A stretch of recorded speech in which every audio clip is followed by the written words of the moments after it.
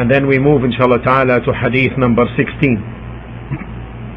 In this hadith, which is narrated by Abdullah bin Abbas, may Allah be pleased with him and his father. عن عبد الله بن عباس رضي الله عنهما قال مر النبي صلى الله عليه وسلم بقبرين فقال إنهما ليعذبان وما يعذبان في كبير أما أحدهما فكان لا يستتر من البول وفي روايات لا يستنزه ولا يستبرئ وأما الآخر فكان يمشي بالنميمة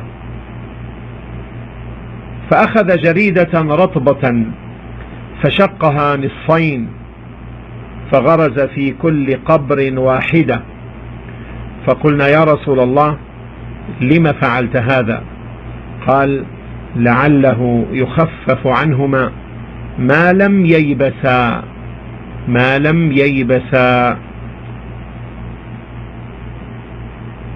إنهما لا يعذبان وما يعذبان في كبير وفي بعض الروايات بلى إنه كبير. In this hadith, the Prophet ﷺ said, the hadith is narrated by Abdullah bin Abbas, may Allah be pleased with him and his father. The Prophet ﷺ said, the Prophet ﷺ once passed by two graves and said, these two persons are being tortured not for a major sin, and another narration, not due to a great thing.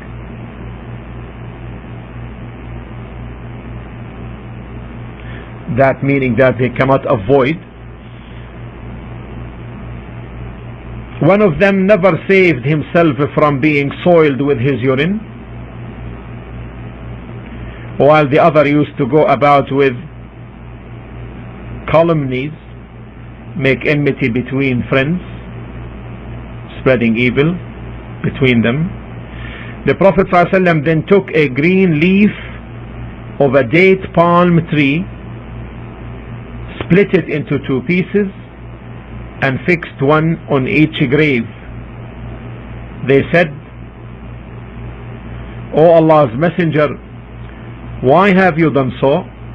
He replied, sallallahu alaihi wasallam, he replied, I hope that their punishment might be lessened till these, meaning the pieces of the leaf, become dry. Abdullah bin Abbas, the narrator, Abdullah bin Abbas, the son of Abdul Muttalib Al-Hashimi Al-Qurashi, may Allah be pleased with him, the cousin of the Prophet ﷺ,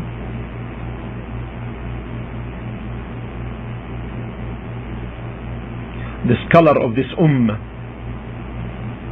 and the interpreter of the Quran. One time the Prophet ﷺ hugged him and said, Allahumma allimhu al-hikmah, O Allah, teach him wisdom, or teach him the book. And also he invoked Allah for him, Allahumma faqihhu fi d-din, O Allah, make him understand the deen. So he achieved a great knowledge, and he was keen in seeking that. Umar described him as the young of the old, with a tongue that asks and a heart that contemplates. The Prophet ﷺ died after Ibn Abbas reached the stage of puberty, and he died in At-Ta'if. Ibn Abbas, may Allah be pleased with him and his father, died in At-Ta'if, in the city of Ta'if, which is close to Mecca, in the year 68 after Hijrah. In the year 68 after Hijrah. The subject of the hadith is the punishment of the one who spreads enmity between friends, and with the one who does not protect himself from his urine. Now, the overall explanation of this hadith: the Prophet ﷺ one day passed by two graves in Al-Baqi', the cemetery which is close to the Prophet's masjid. So Allah subhanahu wa ta'ala revealed to him the torture taking place for these occupants of these graves.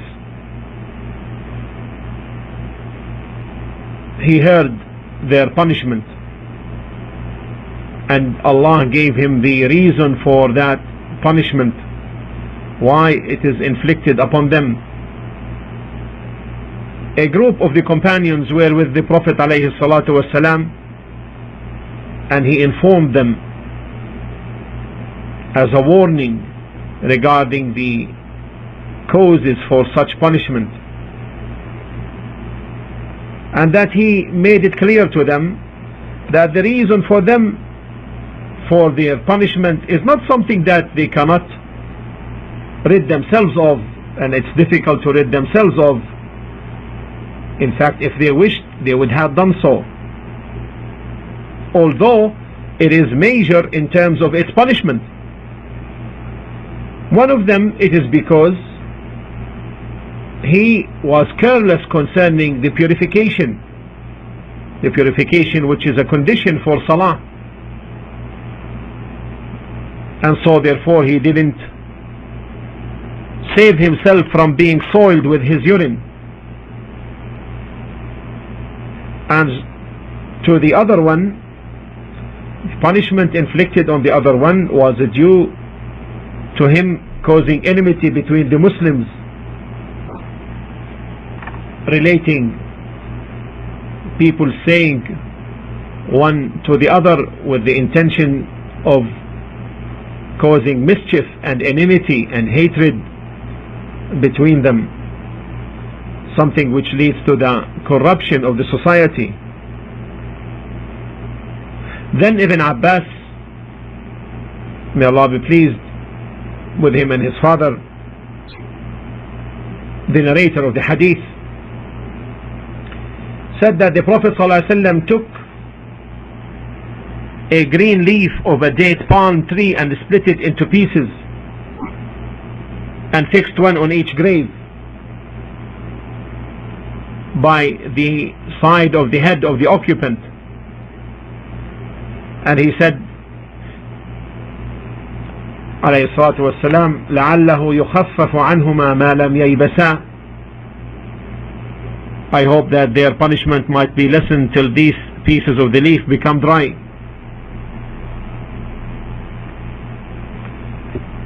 This is the overall explanation of the hadith. Now to the points of benefit.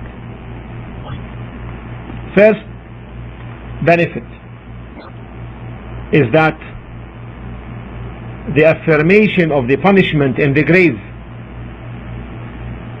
the affirmation of punishment in the grave, and that namima,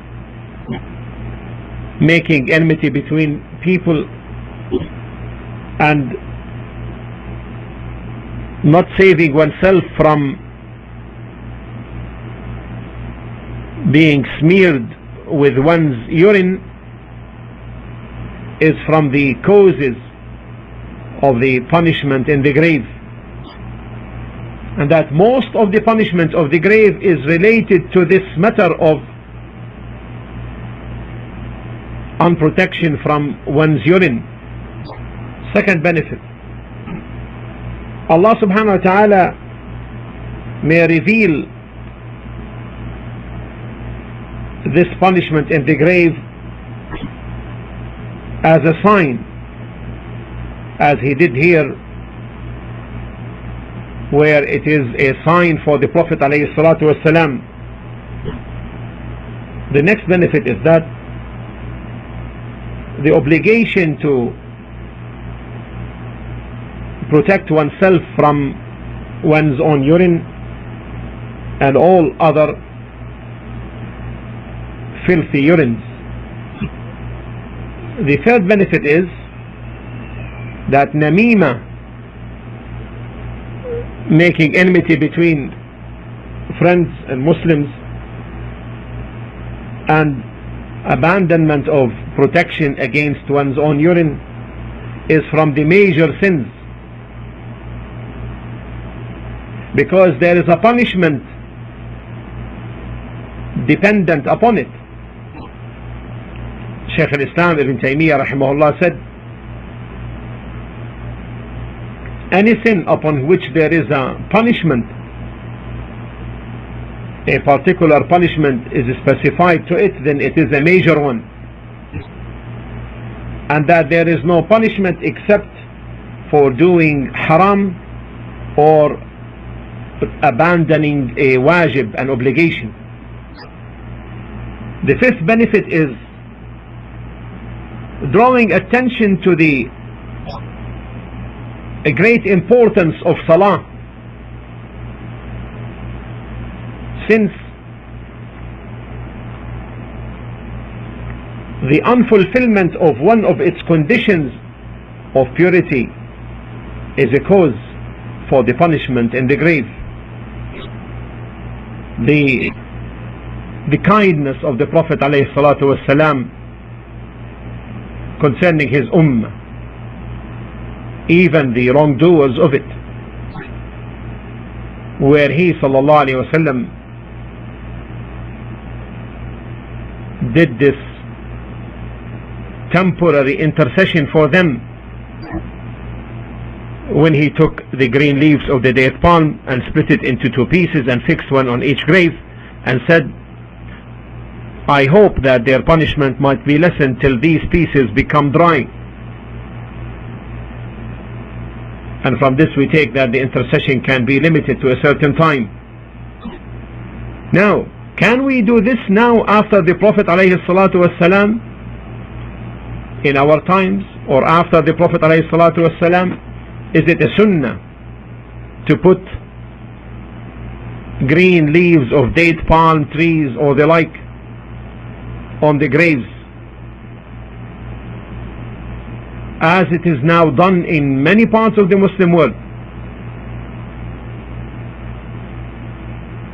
due to lack of understanding and ignorance, and also blind imitating of the ignorant ones who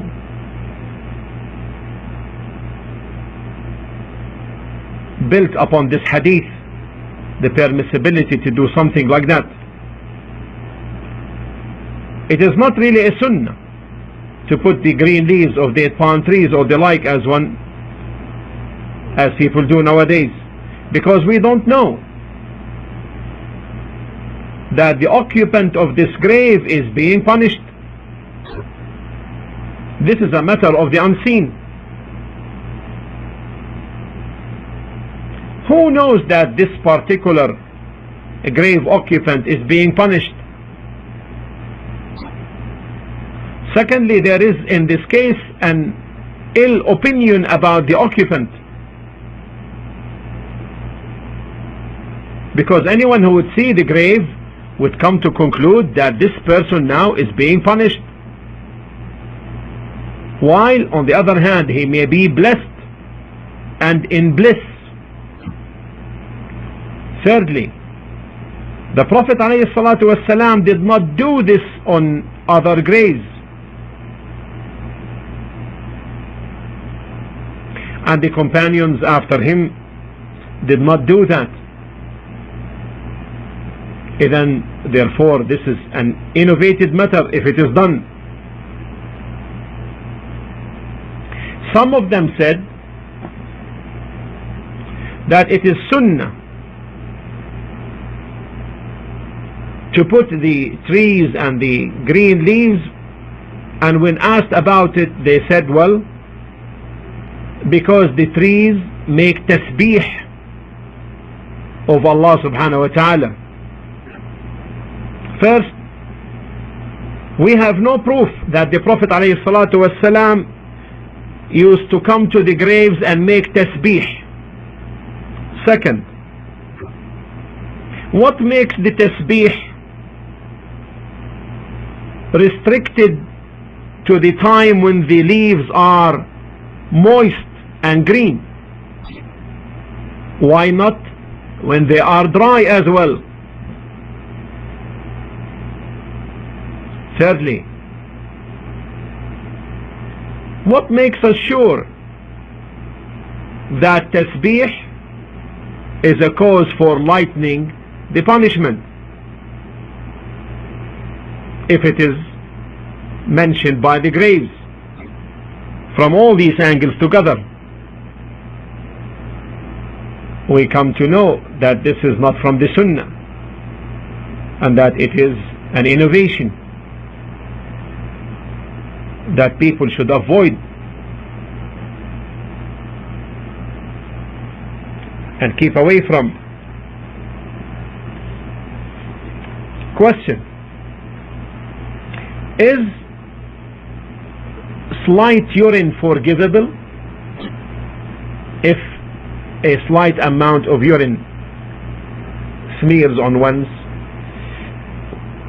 body or clothes? The answer is no, because the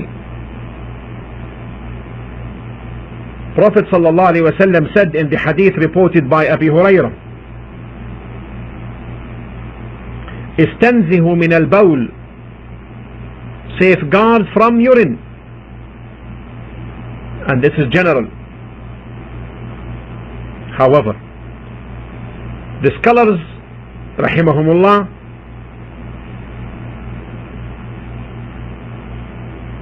put an exception concerning some people who may have incontinence of urine, salasun da'im, incontinence of urine while they put on means of protection like a pad. So in this case, this is forgiven, with the condition, however, that the person takes the means of protection by putting full pad. The other matter which we talked about earlier as a point of benefit is the affirmation of the torture in the grave, and this is a matter affirmed in the Quran and the Sunnah. In the Quran, Allah subhanahu wa ta'ala stated concerning the people of Fir'aun in Surah Ghafir, chapter 40, verse 46, النار يعرضون عليها غدوا وعشيا ويوم تقوم الساعة أدخلوا آل فرعون أشد العذاب. فعرضهم على النار غدوا وعشيا هذا قبل قيام الساعة. The fire, they are exposed to it morning and afternoon. This is before the day of resurrection. And on the day when the hour will be established, it will be said to the angels, cause Fir'aun's people to enter the severest torment. And from the evidences in the Quran, in Surah Al-An'am, chapter 6, verse 93, ولو ترى إذ الظالمون في غمرات الموت والملائكة باسطوا أيديهم أخرجوا أنفسكم اليوم تجزون عذاب الهون. فاليوم يعني يوم الوفاء. And if you could but see when the Zalimeen, the polytheists, the Mushriks, the Kafirs, while the angels are stretching forth their hands saying, deliver your souls this day, meaning this day when they are dying, the day they are dying, you shall be recompensed with the torment of degradation because of what you used to utter against Allah other than the truth, and you used to reject His signs with disrespect. As in the Sunnah, it is replete with evidences. And from that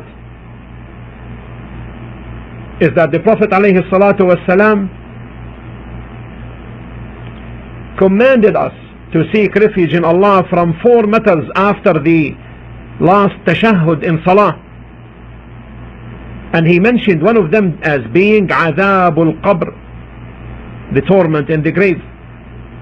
We seek refuge in Allah from that, and the Muslims invoke Allah with this dua in all of their salah. If someone asks, this punishment which takes place in the grave, is it upon the body or the soul? The answer is, in origin it is to be upon the soul,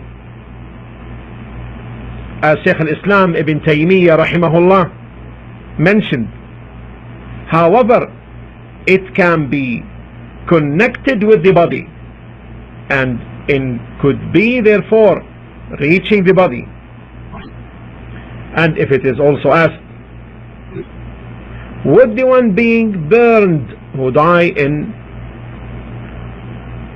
due to burning in fire, or drowns in an ocean and so forth, would they be saved from the punishment of the grave if they deserve it? The answer is no.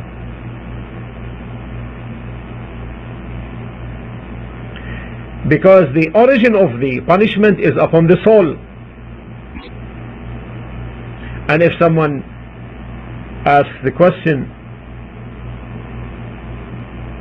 is the punishment in the grave continuous or discontinuous? The answer is, with respect to the kafir and the hypocrites, the original hypocrites, then the punishment is continuous, and it is linked to the punishment in the hereafter.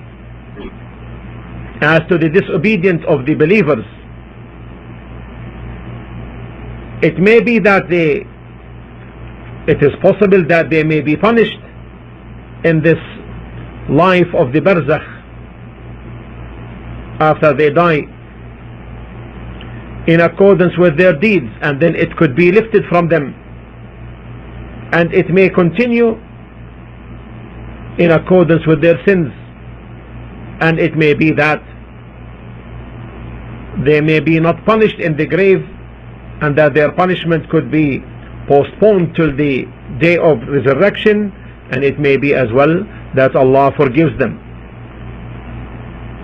So with respect to the disobedience of the believers, their conditions differ in accordance with the wisdom of Allah subhanahu wa ta'ala. As to the kafir, his punishment is continuous. At the end of this hadith, we ask Allah subhanahu wa ta'ala to make us from those who avoid these 2 major sins, and to save us from the punishment in the grave and in the hereafter. Innahu subhanahu wa ta'ala, the most merciful, the oft forgiving. Walhamdulillahi Rabbil Alameen, wa sallallahu ala Muhammadin wa ala alihi wa sahbihi wa sallam.